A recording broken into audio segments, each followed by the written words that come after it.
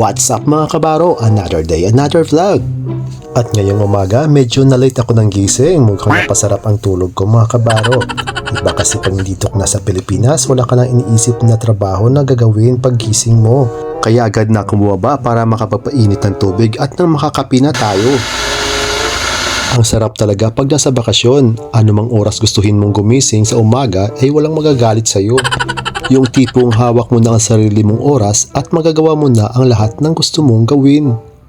Gatas lang pala ang tinitimpla ko tuwing umaga at hindi ako nagkakape. Dati mahilig din ako sa 3-in-1 coffee pero ngayon tinigil ko na dahil mataas ang sugar content nito. Kaya Birch Tree na lang ang iniinom ko. It's everybody's milk. Kaya beke naman Birch Tree. At para naman sa masarap nating kape or gatas, paparisan natin ito ng napakasarap na biskotso mula sa Iloilo. Kaya tara na at namatikman natin itong napakasarap na biskotso. Ngayong araw ay mamimintura kami ng dingding dito sa may sala, pati na rin sa labas sa may terasa dahil sa napakarami na itong mga guhit at sulat. Gawa ng may maliit kami na bata na kasama dito sa bahay at ginawa ng backboard itong aming dingding. Pagkatapos mga magkape at bago natin umpisa ng pamimintura, ay magpapawis muna ako. Mas kailangan natin ngayon ito dahil nasa bakasyon tayo, dahil sa hindi na tayo napapawisan kasi wala tayong ginagawa sa buong araw. Di gaya noong nasa barko ako, araw-araw akong pinapawisan. Ganun pa man, nag-workout pa rin ako after work. Kaya kahit andito tayo sa bakasyon, kailangan tuloy-tuloy pa rin natin ang pag-workout para di naman masayang yung mga pinaghirapan natin na mga ilang buwan nung nasa barko pa tayo. Pagkatapos mga mag-jumping rope sa labas, ay pumasok na sa loob para mag-push up naman. Maganda nga itong nabili ko sa Lazada na pang push up kasi meron na siyang guide kung paano gawin ang proper position kapag wino-workout mo yung chest, shoulder, bicep at saka back. At mura ko lang nabili ito sa Lazada. Mas maganda na itong may guide para sigurado tayong proper push up ang ginagawa natin.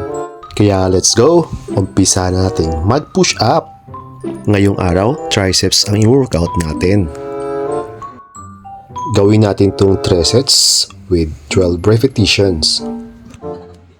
Kaya tuloy-tuloy lang ang pag-workout ko simula nang dumating ako dito ng Pinas kasi pag tinigil ko to, sasakit na naman ang katawan ko at manindibago kapag naisipan kong mag-umpisa ulit sa pag-workout. Isa din kasi ito sa mga New Year's resolution ko na ngayong taon magpo-focus talaga ako sa pag-exercise lalo na dito sa pag-workout. Lalo na't nakikita kong may pagbago na sa aking katawan. Pagkatapos ng mag-push up ay inumpisan ko ng mag-ruler para naman sa ating tiyan. Para naman lumiit itong ating tiyan at magkaroon na tayo ng abs. Gawin din natin itong 3 sets with 12 repetitions. Ayan, tingnan niyo yung makulit namin na bata at dito naman sa akin nang gugulo.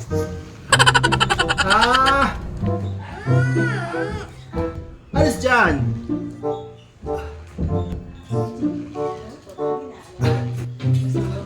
Isa!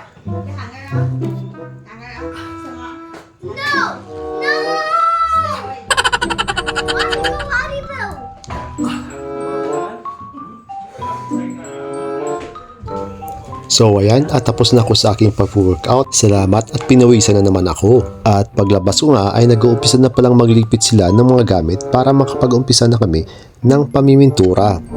Kaya nag-ready na rin ako para tumulong na rin sa kanila. Inisa-isa ko nang tanggalin yung mga frame na nakasabit sa may dingding. Medyo matagal-tagal na rin tong pintura namin kaya medyo hindi na maganda tingnan ang kulay nito. Tsaka every year tuwing umuwi ako talagang pinipinturahan ko ng bago itong wall namin. Pinaglilipat ko na rin itong mga sopa para hindi matuluan ang mga pintura mamaya pag nag-umpisa na kami. Pinunasan ko na rin ito para maalis na yung mga alikabok na mga nakadikit dito. Kahit maliit lang tong bahay natin, basta malinis at maayos ay okay na. So ayan, at nag-umpisa na kaming mamintura. Bali ako ang namintura dito ng puti sa loob kasama yung aking pamangkin at yung isa naman ay sa labas na mimintura ng kulay chocolate brown. Bali first coating pa lang tong ginagawa namin. Pagkatapos nito ay magsisikon coating pa kami para talaga maalis at hindi na makikita itong mga nakasulat dito sa wall, lalo na't may kulay pa ito at talagang Mahirap ito tanggalin sa isang pintura lang. Pagkatapos ko nga sa loob, ay sa labas naman ako tumulong para mabilis namin kaagad itong matatapos. Marami-rami rin akong kulay na sinubok na ipintura dito sa labas. Pero sa ganitong kulay lang talaga ako nagandahan, kaya ito na lang lagi ang pintura na binabalik-balikan ko. A few moments later. So, ito at malinis na, kaya tapos na kaming mamintura. Mabilis lang naman kasing matuyo ito. Kaya ibinalik na naming muli at inayos ang sofa dito sa sala. Di naman mahirap ibalik at ayusin itong sofa namin dahil maliit lang naman ito at napakagaan pa. Kaya charan! Ayan, mabilis ko lang natapos itong gawin.